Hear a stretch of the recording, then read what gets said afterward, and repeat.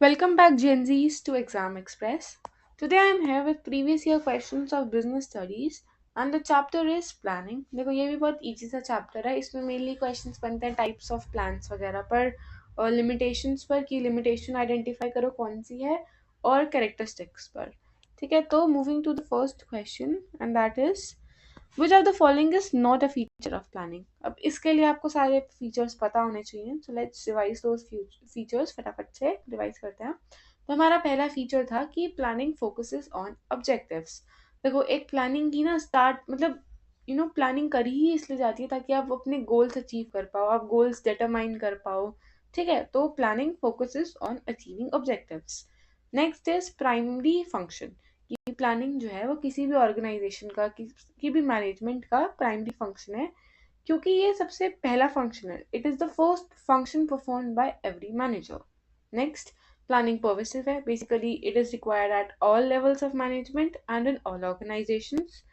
Then planning is futuristic. Basically planning का मतलब होता है आगे का देख के चलना, मतलब प्रिडिक्शंस करना, असम्पशंस बनाना फ्यूचर के लिए. ठीक, सब कुछ प्लान करना प्रॉपरली.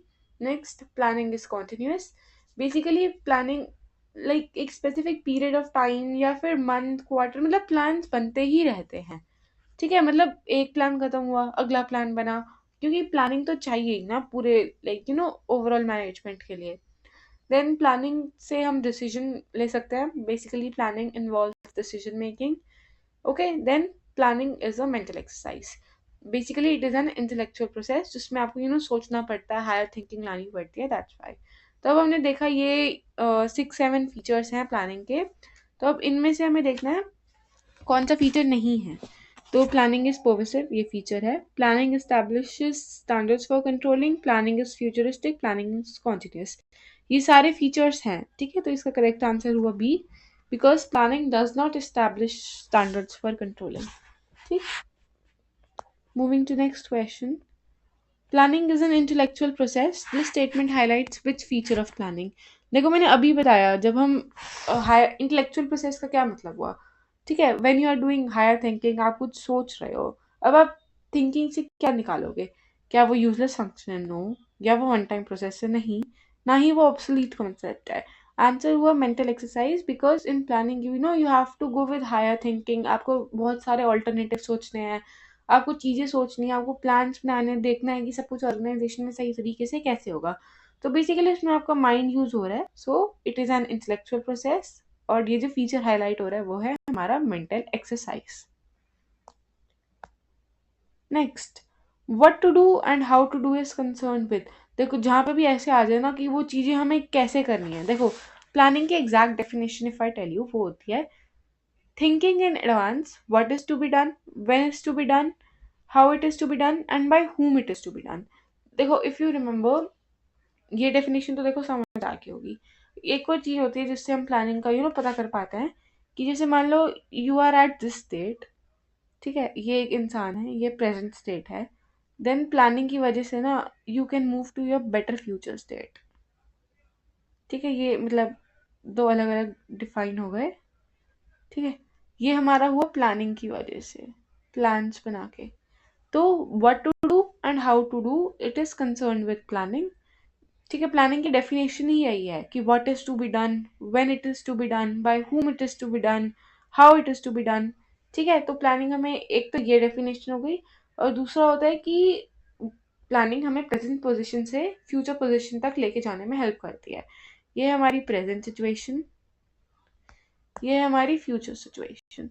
ठीक है, तो प्लानिंग हमें ये जो गैप है ना प्रेजेंट से फ्यूचर तक का वो भी plan as a bridge act करता है. तो ये दो डेफिनेशन है प्लानिंग की. तो इसका करेक्ट आंसर हुआ planning. Next, planning provides the basis for all other functions. अब इसका बताओ. Planning focuses on objectives. Planning is pervasive. Primacy of planning. Planning is continuous. देखो यहाँ पे जो है ना प्लानिंग वो हर फंक्शन का बेस रख रही है. तो इससे क्या पता लगता है कि बेस रखते हैं, सबसे पहले ही बेस रखा जाता है ना. और फर्स्ट स्टेप इज टू एक प्रॉपर बेसिस तैयार करना. सो देखो ऑब्जेक्टिव्स की यहाँ बात नहीं हो रही, ना ही ये बात हो रही है कि यहाँ हर टाइप हर जगह पे प्लानिंग करी जाती है, ना ही बात हो रही है कॉन्टिन्यूएशन की. यहाँ पे बात हो रही है primacy of planning. Why? Because primacy of planning का मतलब होता है कि प्लानिंग इज द प्राइमरी और first function to be perform by every manager. ठीक है, तो इसकी प्रिमेसी ऑफ प्लानिंग को ही हम प्राइमरी फंक्शन बोलते हैं। तो the correct answer is primacy of planning. Fifth है हमारा असर्शन रीजन। असर्शन है प्लानिंग इंक्रीजेस इफेक्टिवनेस। तो देखो जो असर्शन है वो तो सही है कि इफेक्टिवनेस बढ़ती है। रीजन है planning align resources to goals. ये भी सही है, मतलब सारे रिसोर्सेज गोल सब सेट होता है। और अब देखो जो असर्शन भी सही है, रीजन भी सही है। अब देखो क्या रीजन असर्शन को करेक्ट एक्सप्लेन कर रहा है, तो हाँ, दिस इज एक्सप्लेनिंग ए। तो इसका आंसर हो गया both A and R true and R explains A. Next, Zara International saw customer demand change rapidly. The team prepared several strategies, evaluated them, chose the best option, and detailed how to implement it. Which step of planning is this? अब देखो planning का भी ना एक process होता है। सबसे पहले हम उस प्रोसेस को याद करते हैं। Okay, so the process goes with, सबसे पहला काम होता है हमारे ऑब्जेक्टिव सेट करना। ठीक है, सेटिंग अप ऑफ ऑब्जेक्टिव्स। उसके बाद आप प्रेमिसेस डेवलप करते हो, which is basically referring to making assumptions. आप assumptions बनाते हो, like assumptions किसी भी फॉर्म में हो सकते हैं, in the form of forecast। जैसे फोरकास्ट कर दी कि हाँ ये चीज़ ऐसे हो सकती है, गवर्नमेंट पॉलिसी चेंज हो सकती है, इंटरेस्ट रेट चेंज हो सकता है। ठीक है, तो ये हो गए developing premises. Then you have to list the various alternatives कि आप ऑब्जेक्टिव्स कैसे पूरे करोगे। अब देखो एक ऑब्जेक्टिव को पूरा करने के लिए बहुत सारे वेज होते हैं, तो आप वो सारे वेज लिखोगे। ठीक है, you have to just list all the ways कि उससे वो काम कैसे हो सकता है। Then you will evaluate. अब लाइक आपने एक काम को करने के 10 ऑल्टरनेटिव्स लिखे हैं, तो अब आप उन 10 ऑल्टरनेटिव्स को इवेलुएट करोगे। ठीक है, नेक्स्ट है हमारा, ओके यहाँ पे करते हैं selecting. You will select the best alternative. आपने देखो आपने ऑब्जेक्टिव्स अपने डिफाइन कर लिए, आपने assumptions बना ली। ठीक है, उसके बाद आपने देख लिया कि वो ऑल्टरनेटिव्स की वो मेथड जिनसे ऑब्जेक्टिव आपका अचीव होगा। उसके बाद में आपने इवेलुएट कर लिया कि कौन सा ऑल्टरनेटिव कैसा है। उसके बाद आप ऑल्टरनेटिव सिलेक्ट कर लोगे। ठीक है, then you have to implement it, then you have to follow it. ठीक है, तो ये 7 स्टेप्स हैं। अब हम इसमें देखते हैं कि जो है उसने देखा कि कस्टमर डिमांड चेंज हो रही है, तो जो टीम है उसने काफ़ी सारी सेवरल स्ट्रैटेजीज नई इवेलुएट करा उन्हें, और बेस्ट ऑप्शन चूज करा। तो देखो जहाँ पे आप चीज़ें इवेलुएट कर रहे हो और सिलेक्ट कर रहे हो, तो ये दो हो सकते हैं, इवेलुएटिंग या सिलेक्टिंग। ठीक है, अब इनमें से ऑप्शन देखो जोन सा है। अगर दोनों है तो देखो दोनों तो ऑब्वियसली नहीं होंगे, क्योंकि दोनों ही इसका करेक्ट आंसर बन सकते हैं। तो इसका करेक्ट आंसर होगा evaluating alternatives, and that is C part. ठीक है, evaluating alternatives. Moving to next, a company sets new sale targets for next year after receiving past year's growth. This shows, अब देखो वो जो प्लानिंग है ना, उन्होंने पिछले साल के बेसिस पे अगले साल के टारगेट सेट कर दिए। तो अब इससे हमें क्या पता चलता है कि प्लानिंग कॉन्टिन्यूस है, टाइम कंज्यूमिंग है, मेंटल एक्सरसाइज है, या रिड्यूस करती है अनसर्टेनिटी को।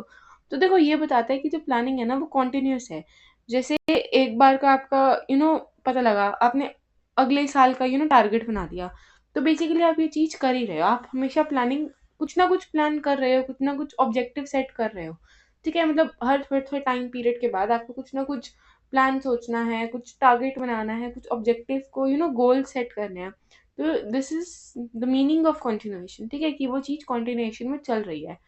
So this shows that planning is continuous. Next, Company X introduced a formal work from home rule for employees. What type of plan is this? Okay, जहाँ पे भी देखो ऐसी बात आ जाए कि कुछ फॉर्मल कोई कुछ रूल बना है जो सबको फॉलो करना है, तो that is the type of plan rule. देखो 8-9 टाइप्स ऑफ प्लान होते हैं, उसमें से यहाँ पे आंसर हुआ rule, because rule is the most rigid one. अब देखो आप रूल्स को अपने पसंद से चेंज नहीं कर सकते, अगर किसी ऑर्गेनाइजेशन ने वो रूल बनाया है।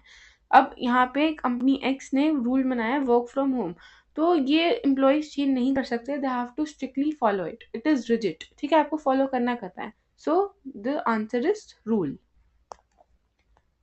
Next, Swachh Bharat Abhiyan government drive is an example of. अब ये स्वच्छ भारत अभियान क्या है? पॉलिसी है, रूल है, प्रोग्राम है या ऑब्जेक्टिव है? अब इसका आंसर जानने से पहले ना समझो कि रूल पॉलिसी क्या होती है। रूल तो मैंने बता दिया कि वो सिंपलेस्ट प्लान है और you can not change it. वो स्ट्रिक्ट एक्शन हो सकते हैं अगर आप उसको सही से फॉलो ना करो तो। अब हम देखते हैं पॉलिसी क्या होती है। सी पॉलिसी ना एक ऑर्गेनाइजेशन का जनरल रिस्पॉन्स है किसी पर्टिकुलर प्रॉब्लम का। बेसिकली उनका खुद का तरीका कोई चीज यू नो कोई चीज को एग्जीक्यूट करने के लिए या कोई चीज हैंडल करने के लिए। नेक्स्ट है प्रोग्राम। तो जो प्रोग्राम है ना वो कॉम्बिनेशन हो जाता है, like it is the widest type of plan. अगर कोई पूछे व्हाट इज प्रोग्राम, नहीं, अगर कोई पूछे what is the widest type of plan तो वो होता है हमारा प्रोग्राम, क्योंकि इसके अंदर ना सारी चीज़ों के कॉम्बिनेशन बन जाते हैं, ऑब्जेक्टिव्स का, पॉलिसीज का, प्रोसीजर, बजट, रूल, सबका। तो ये एक साथ मिलके एक प्रोग्राम बना देते हैं। और ऑब्जेक्टिव वो तो लाइक सिंपल सा ही है कि are objective the first step of planning, ठीक है। तो अब ये जो स्वच्छ भारत अभियान ड्राइव है वो क्या है?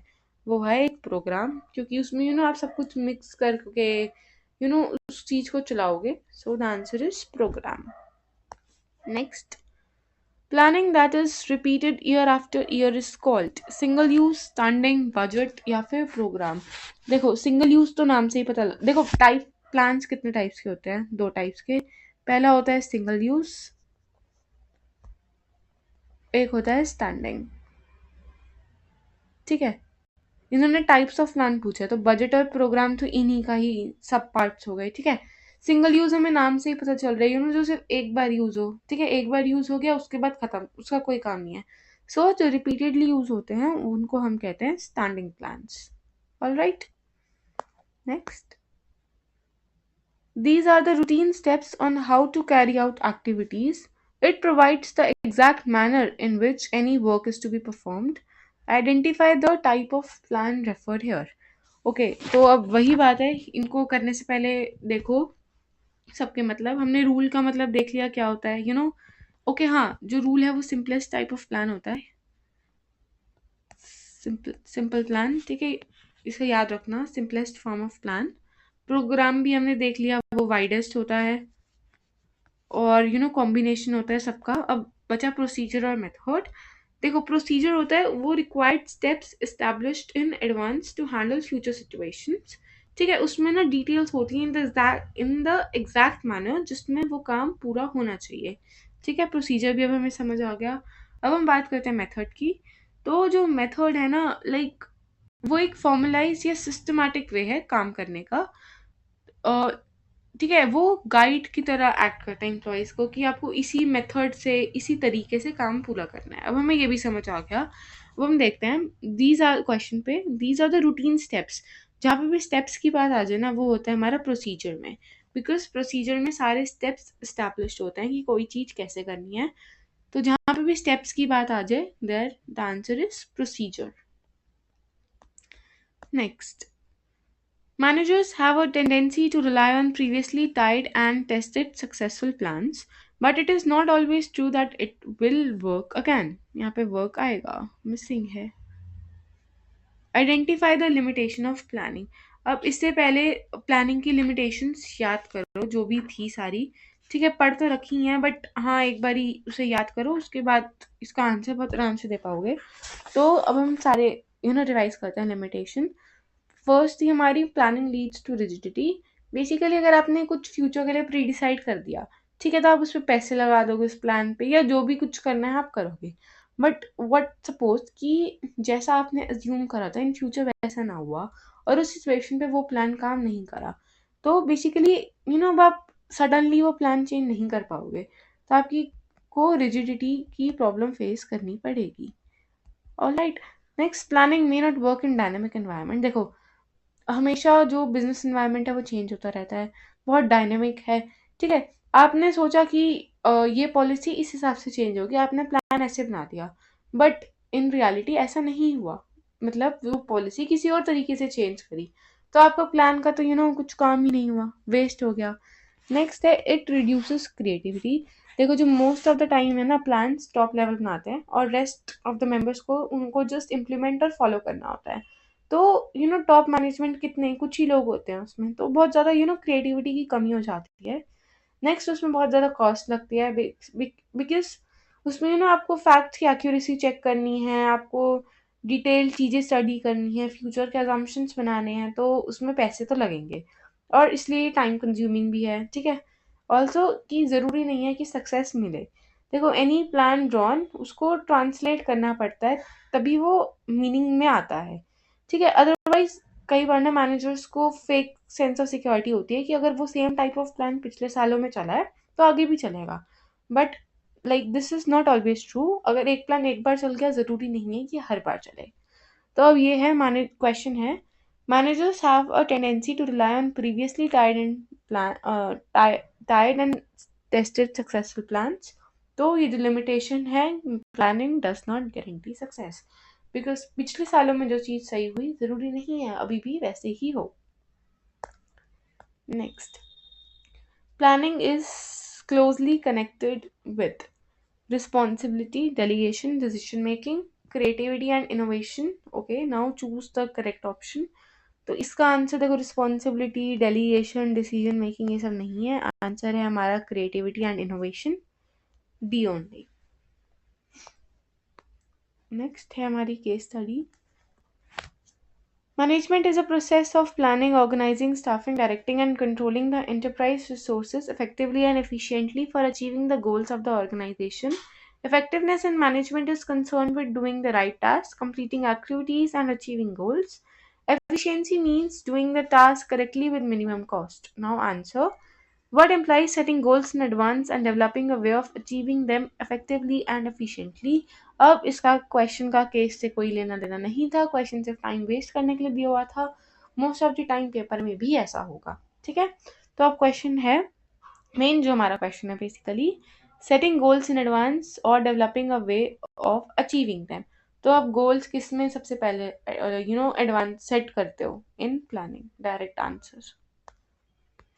Next, following a pre-decided plan when circumstances have changed may not turn out to be in organizational interest. Identify the limitation. तो वही है कि आपने पहले से प्लान बना लिया, अब चेंज नहीं कर पा रहे, रिजिडिटी आ गई। Planning leads to rigidity. Next, planning is pervasive because, अब परविसिव का मतलब होता है present at all the level in all the organization. अब परविसिव क्यों है? Because it is required at every level of management.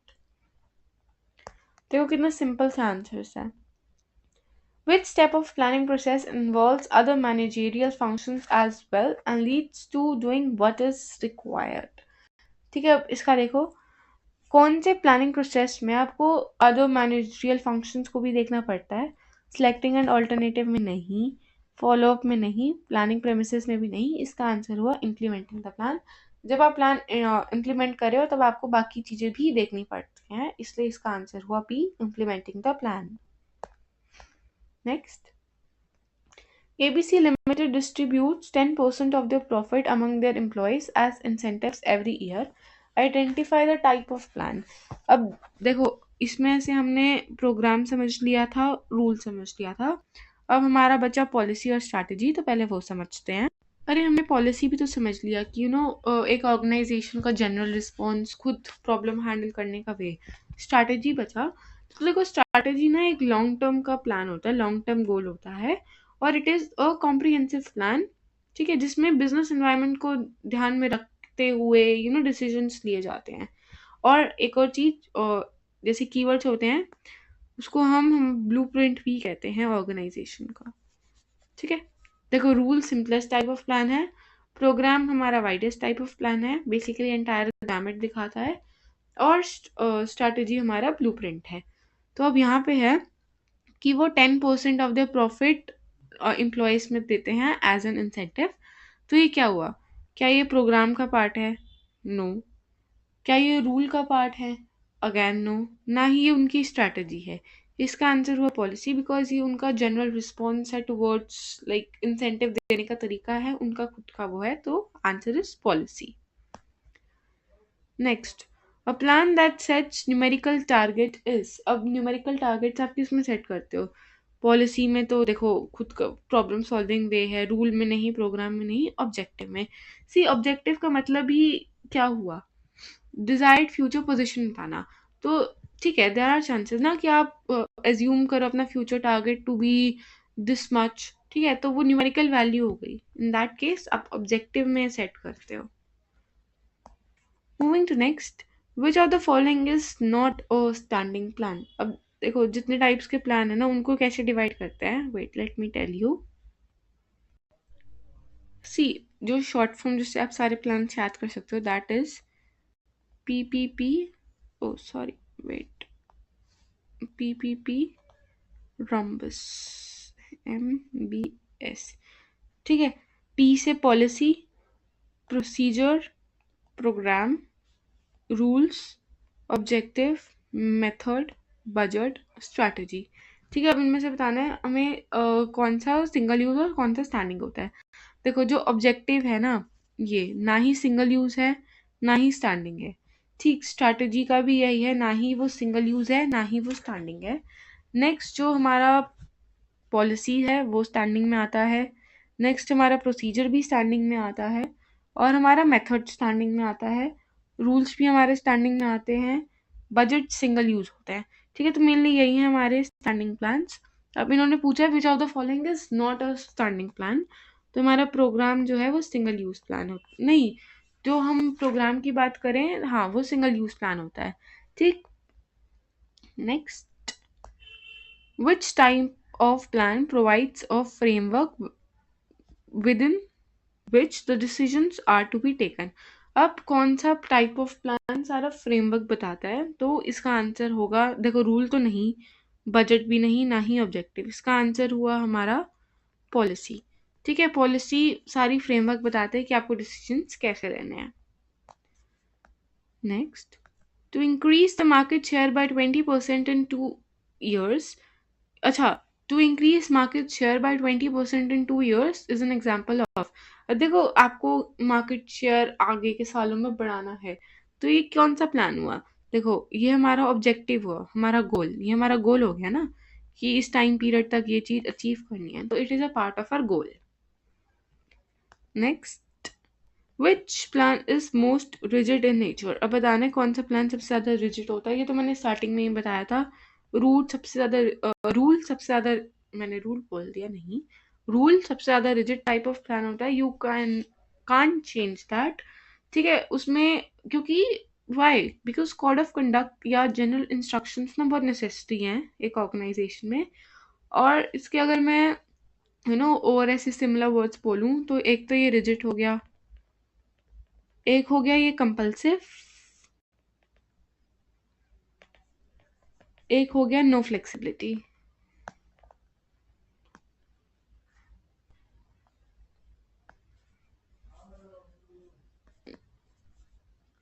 ठीक है, अब ये 3 वर्ड आए तो इसका आंसर होता है rule. Next, a plan concern with long term survival and growth. अभी मैंने बताया था कि उसे हम लॉन्ग टर्म प्लान भी बोलते हैं, that is strategy, basically a comprehensive long term plan. Okay, the last question for today, budget is prepared for. अच्छा हमने सारे डिस्कस कर लिए बजट को छोड़ के। देखो बजट एक सिंगल यूज प्लान है और वो ना एक स्टेटमेंट है एक्सपेक्टेड रिजल्ट्स का, जिसको आप न्यूमेरिकल टर्म्स में एक्सप्रेस करते हो। ठीक है, पहले वाले क्वेश्चन में पूछा था कि आप टारगेट न्यूमेरिकल फॉर्म में किस में बताते हो, तो उसका आंसर था ऑब्जेक्टिव। इसमें है कि आप रिजल्ट एक्सप्रेस करते हो जो आप एक्सपेक्ट कर रहे हो। ठीक है, तो उसका आंसर होता है बजट। अब बजट कितने टाइम पीरियड के लिए प्रिपेयर करा जाता है, देखो बजट सिंगल यूज प्लान है तो एक डेफिनाइट फ्यूचर पीरियड के लिए। ठीक है, alright guys, that's it for today. Now I meet you with the new subject, hopefully accountancy. Till then practice these questions, and if you have any doubt then do tell me in the comment box. Thank you.